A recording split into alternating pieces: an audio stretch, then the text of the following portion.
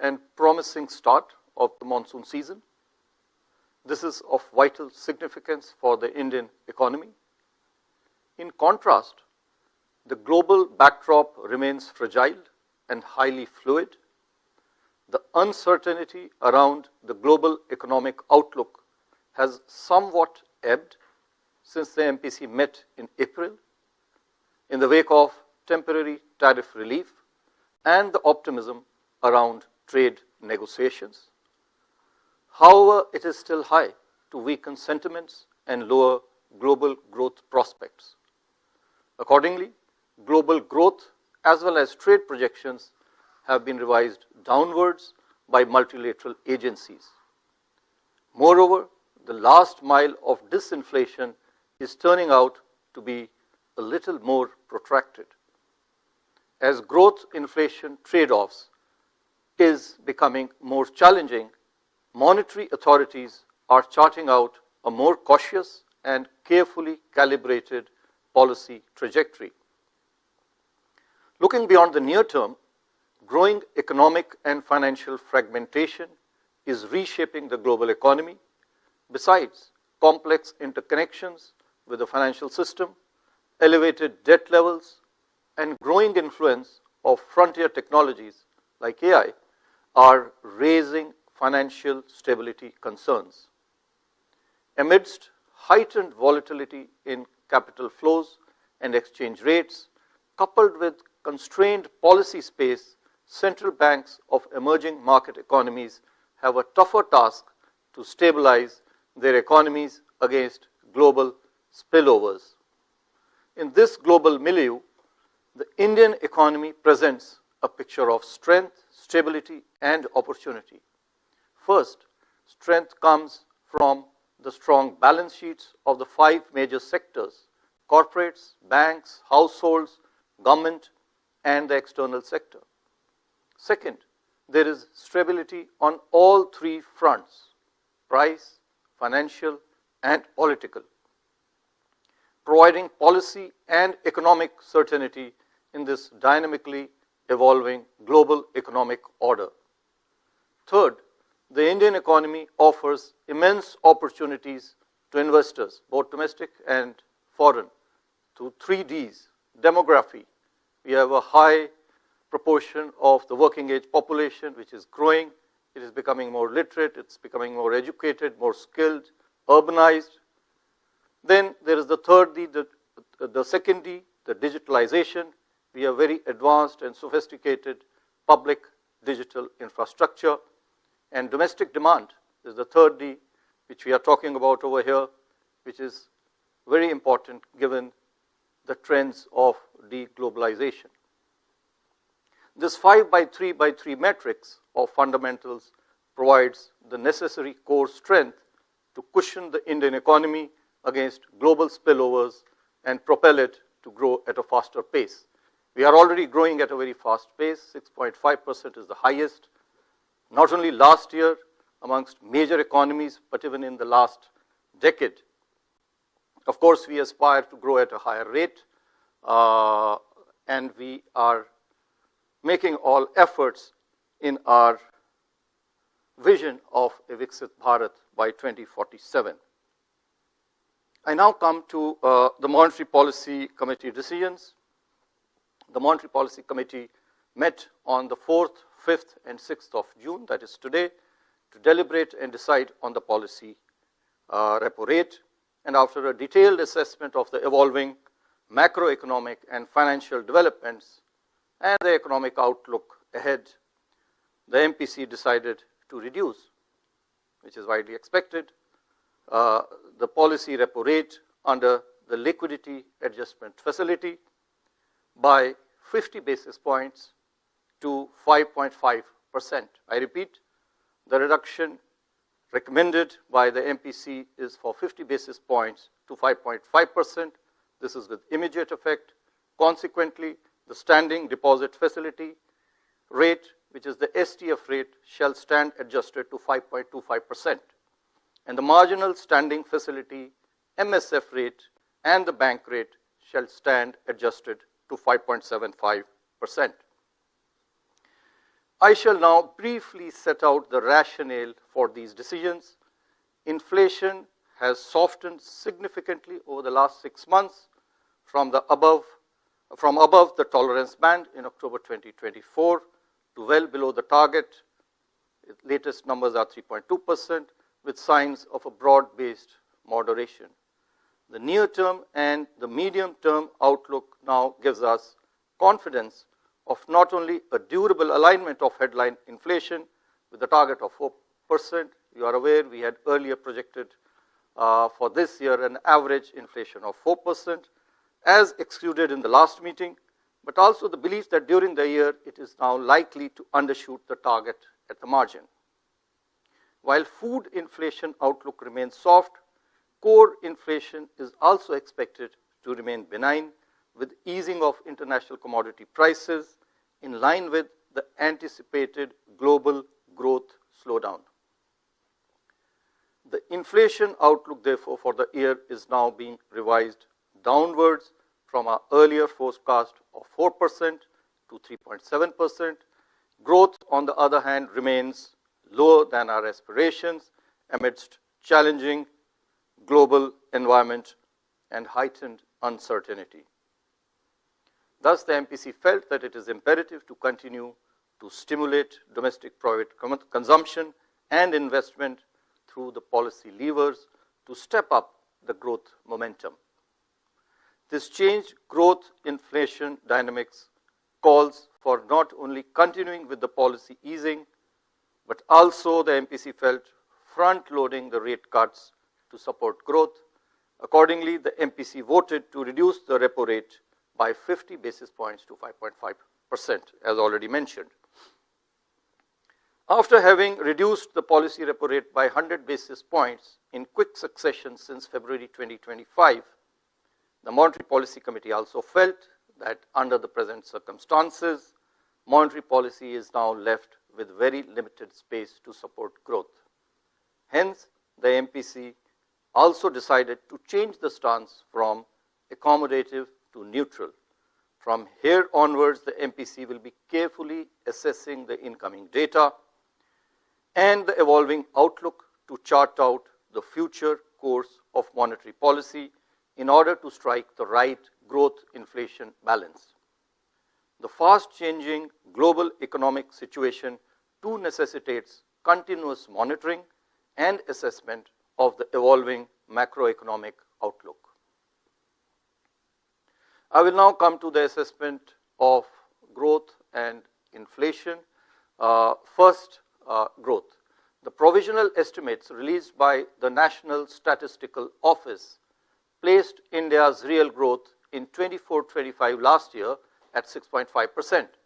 During 25-26 so far, domestic economic activity has exhibited resilience.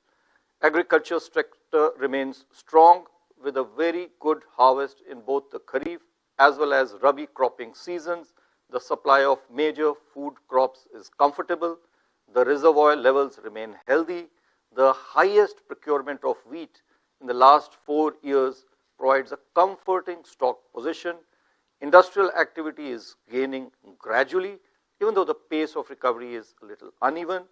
Services sector is expected to maintain momentum. PMI services stood strong, as you are aware, at 58.8 in May 2025, indicating a very robust expansion in activity. On the demand side, private consumption, which is the mainstay of aggregate demand, about 56% of the total GDP, remains healthy with a gradual rise in discretionary spending. Rural demand remains steady while urban demand is improving. Investment activity is reviving as reflected by high frequency indicators that we track. Merchandise exports recorded a strong growth in April 2025. Of course, this could be because of some front loading, but this is after a lackluster performance in the recent past. Non-oil, non-gold imports posted a double-digit growth, reflecting buoyant domestic demand conditions. Services exports continue on a very strong growth trajectory. Both the last month's figures have been quite robust. Going forward, the outlook for agriculture sector and rural demand is expected to receive further impetus by the expected above normal southwest monsoon rainfall. On the other hand, sustained buoyancy in services activity should nurture revival in urban consumption. The healthy balance sheets of banks and corporates, governments the government's continued thrust on capex, elevated capacity utilization, improving business optimism, and easing of financial conditions should help further revive investment activity. Trade policy uncertainty, however, continues to weigh on merchandise exports prospects. The conclusion of the free trade agreement with the United Kingdom and the fast progress that is being made in our negotiations with other countries, on the other hand, should provide a fillip to trade. Spillovers emanating from protracted geopolitical tensions and global trade and weather-related uncertainties pose downside risks to growth. Taking all these factors into consideration, real GDP growth rate for this year 25-26 is projected at 6.5%. We continue with our earlier forecast with Q1 at 6.5, Q2 at 6.7, Q3 at 6.6, and Q4 at 6.3%. The risks are evenly balanced. I will now move to inflation. CPI headline inflation continued its declining trajectory in both March and April.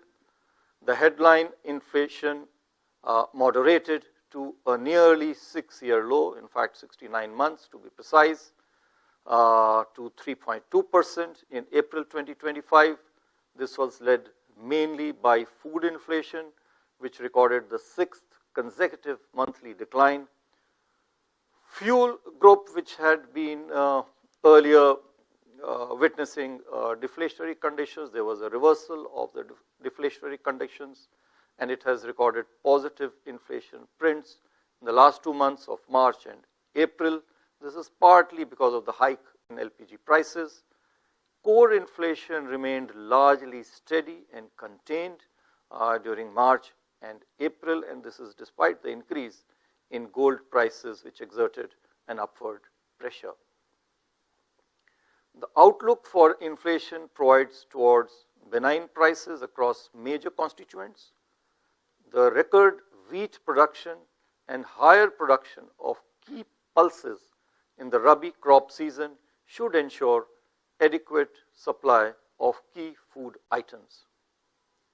Going forward, the likely above normal monsoon, along with its early onset, augurs well for Kharif crop prospects.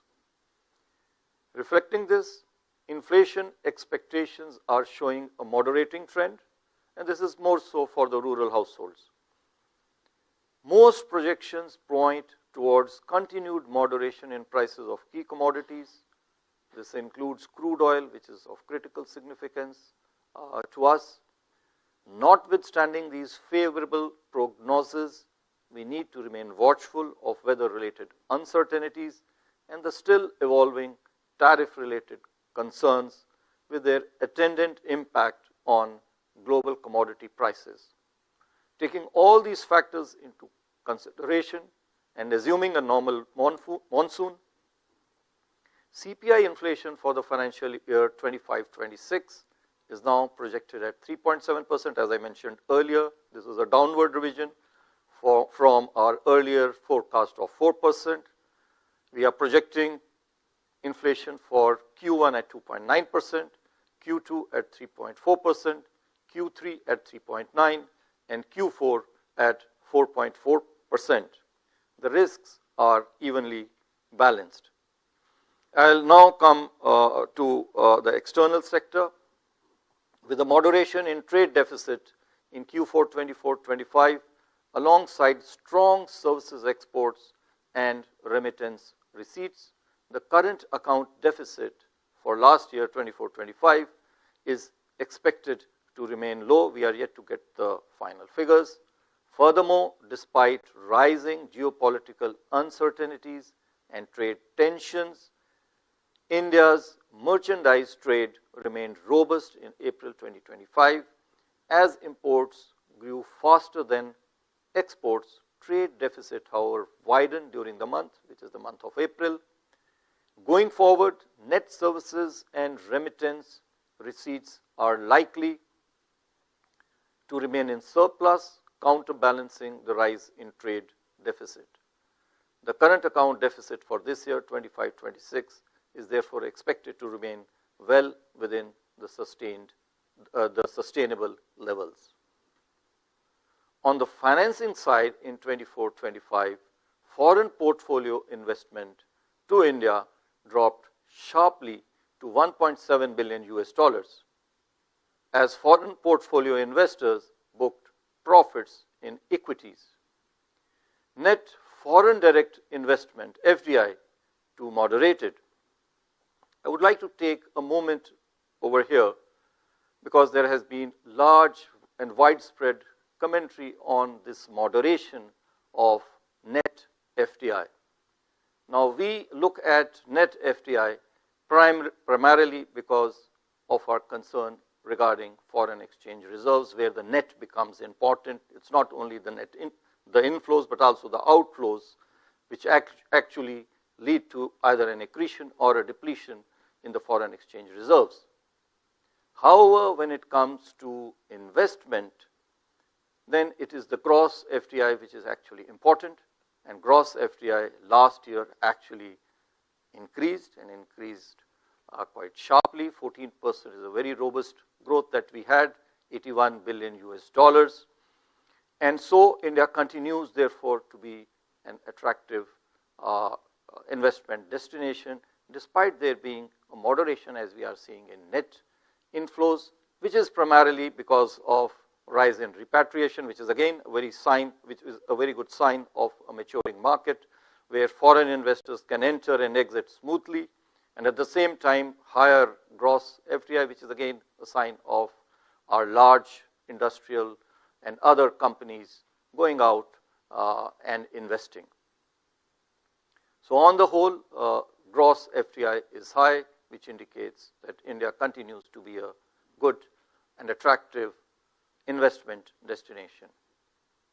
External commercial borrowings and non-resident deposits, on the other hand, witnessed higher net inflows compared to the previous year, as on May 30, 2025, India's foreign exchange reserves stood at $691.5 billion. These are sufficient to fund more than 11 months of goods imports and about 96% of external debt outstanding. Overall, India's external sector remains resilient as key external sector vulnerability indicators continue to improve. We remain confident of meeting our external financing requirements. Now I come to liquidity and financial market conditions. You are all aware that the RBI over the last few months, in fact since January, we have injected a lot of durable liquidity through various means, through OMOs, through the CRR rate cut, through the buy-sell swaps, OMOs, etc. A total of 9.5 lakh crore rupees of durable liquidity has been injected into the banking system since January. As a result thereof, after remaining in deficit since mid-December, liquidity conditions have transitioned to a surplus at the end of March. And this is also evident from the tepid response to the daily VRR auctions, which got a bid coverage ratio of only 0.26 in the recent past, and also from the high STF balances. They are averaging about 2 lakh crore rupees in the last 2 months, that is April and May. Similarly, reflecting the improvement in liquidity conditions, the weighted average call rate, which is the operating target for the monetary policy, this traded at the lower end of the LAF corridor since the last policy. The comfortable liquidity surplus in the banking system has further reinforced transmission of policy repo rate cuts to the short-term rates. However, we are yet to see a perceptible transmission, although there are incipient signs of transmission to the credit market segment, but it is still not perceptible. Although we are aware, and we need to keep in mind that it does happen with some lag. The Reserve Bank remains committed, as we mentioned earlier, to provide sufficient liquidity to the banking system. To further provide durable liquidity, it has now been decided to reduce the cash reserve ratio, the CRR, by 100 basis points.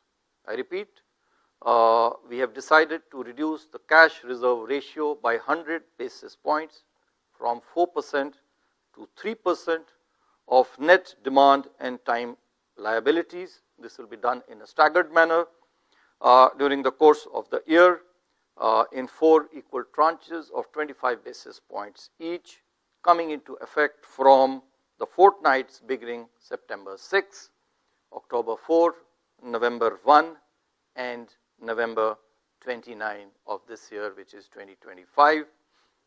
The cut in CRR would release primary liquidity of about 2.5 lakh crore rupees to the banking system by the end of November 2025.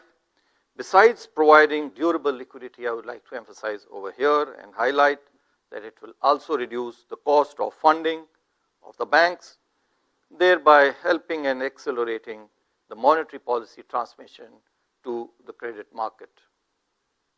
I would like to reiterate that we will continue to monitor the evolving liquidity and financial market conditions and proactively take further measures as may be necessary for liquidity and for monetary policy transmission. I will now come to financial stability. The system level financial parameters of the scheduled commercial banks continue to be robust. The asset quality parameters, liquidity buffers, and profitability parameters have shown further improvement.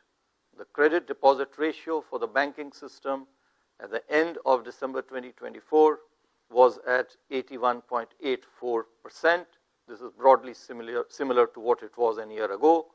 Similarly, the system level parameters of NBFCs too are sound with comfortable capital position and improved GNPA ratios. The stress witnessed earlier in retail segments like unsecured personal loans and credit card receivables portfolio has abated, while the stress in microfinance segment is still persisting. Banks and NBFCs active in these segments, however, are already recalibrating their business models, strengthening their credit underwriting practices, and stepping up their collection and recovery efforts to avoid any excessive buildup of risks on this front in future. I now come to the end of my statement. On both inflation and growth fronts, the Indian economy is progressing well, and it is broadly on expected lines, and this is despite the huge uncertainty that the global uncertainty that we have. Strong macroeconomic fundamentals and benign inflation outlook provide space to monetary policy to support growth while remaining consistent with the goal of price stability. As global environment remains uncertain, it has become even more important to focus on domestic growth amidst sustained price stability. Accordingly, today's monetary policy actions should be seen as a step towards propelling growth to a higher aspirational trajectory. Here I would also like to highlight that there is no tussle between price stability and growth in the medium and long term. Price stability preserves purchasing power. It imparts certainty to households as well as to businesses in their savings and investment decisions, and it ensures congenial interest rate and financial conditions, all of which foster consumption, investment, and overall activity and therefore growth. Moreover, this is crucial for equitable growth and shared prosperity because its absence is disproportionately burdensome on the poor. I must also add over here that while price stability is a necessary condition, it is of course not sufficient to ensure growth. A supportive policy environment is vital. And this is even more important during periods of high uncertainties such as the current times that we are witnessing. At the Reserve Bank, therefore, while price stability remains the focus of monetary policy, we are not oblivious to putting in place complementary monetary as well as credit policies and regulations that support growth and prosperity. Thank you. Namaskar.